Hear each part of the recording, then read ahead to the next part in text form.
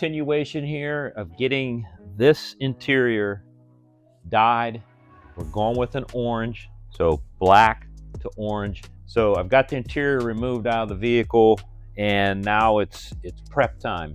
The difference you'll start to see is it's still slippery over here where I haven't cleaned, and then over here you start to feel the texture, and you can tell that it's going to absorb that dye. Now this is real light, no pressure. I'm not putting any pressure on this scuff pad, just working the surface. Right away it gets nice and tacky. You know, I did my prep work on the seat and got it all nice and tacky.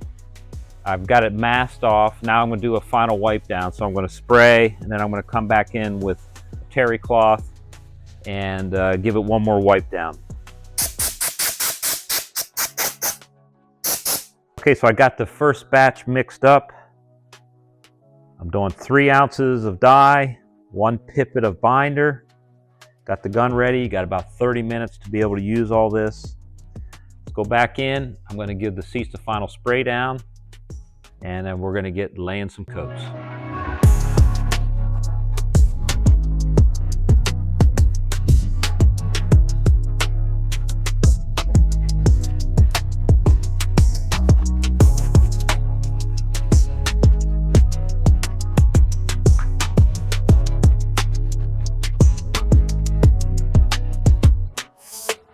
All right, so this is coat 1. You just want to take it in baby steps. I got a little bit heavy down here.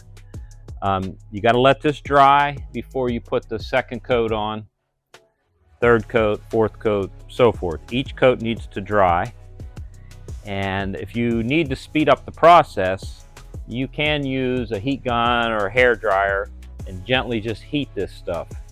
Now I'm going to be getting some little dippers here, and I may work the seams with some wool sponges. So I did 3 coats yesterday, and I let this thing set up so I could get a good feel for how much bleed through I still have. So what I'm doing now is I'm just working the seams with just a tiny little brush.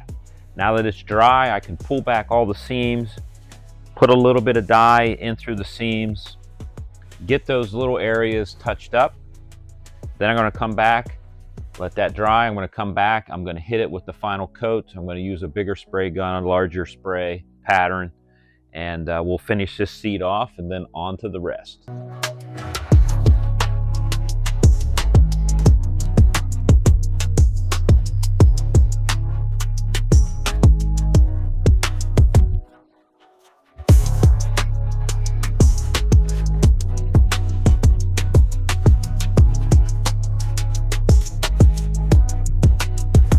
Okay, so here's a look at the interior reinstalled.